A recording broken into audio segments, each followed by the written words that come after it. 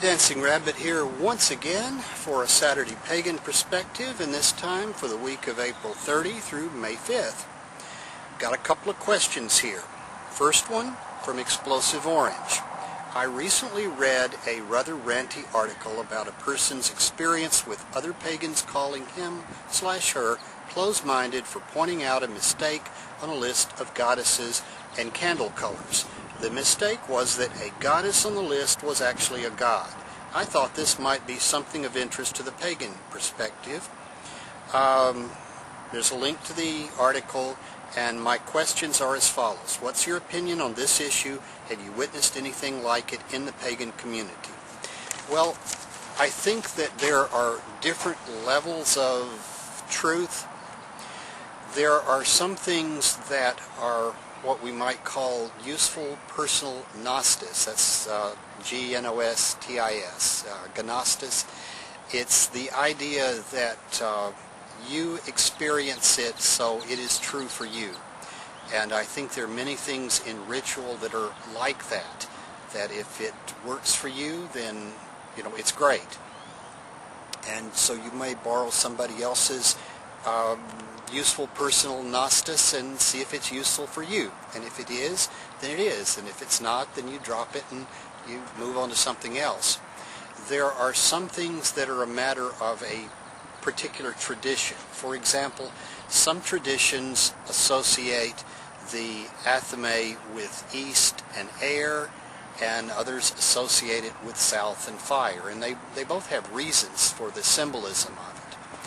Is one right and the other wrong? Well, no. They're both right.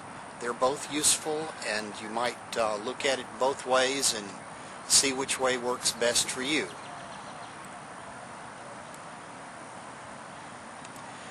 There are other things that are more a matter of historical fact, that they either happened that way or they didn't. They either were that way or they weren't. And you can do a little scholarly research and you can usually find out the answer. For example, in this case, the ranty article was talking about an Aztec deity. Well, this deity was either a god or a goddess, or I suppose it's possible to be both, but in this particular pantheon, they're either male or female. There's not a question about it.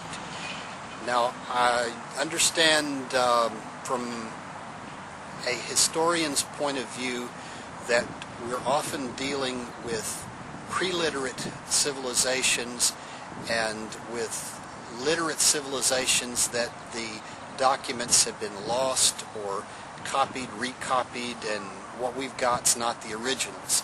So sometimes there is genuine disagreement among scholars as to what's correct and what's not correct.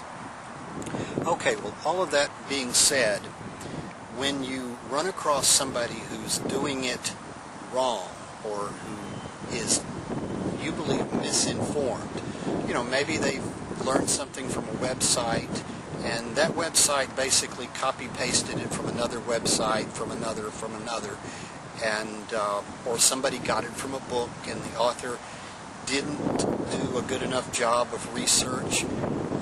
Sometimes misinformation, what we might call urban legends, get picked up and passed around, and pretty soon people don't realize that it really wasn't that way. It's a mistake.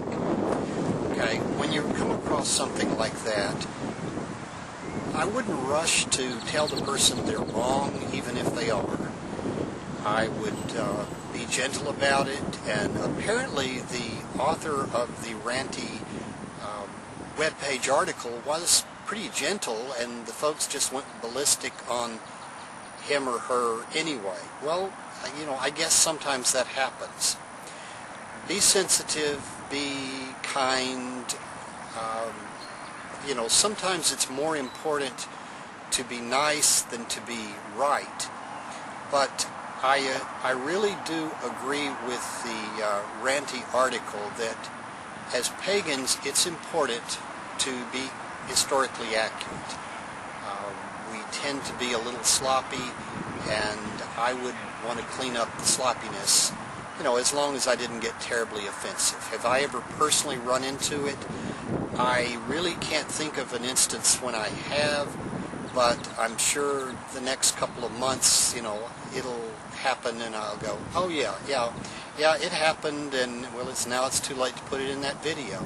So till next week, Dancing Rabbit, wishing you and yours peace.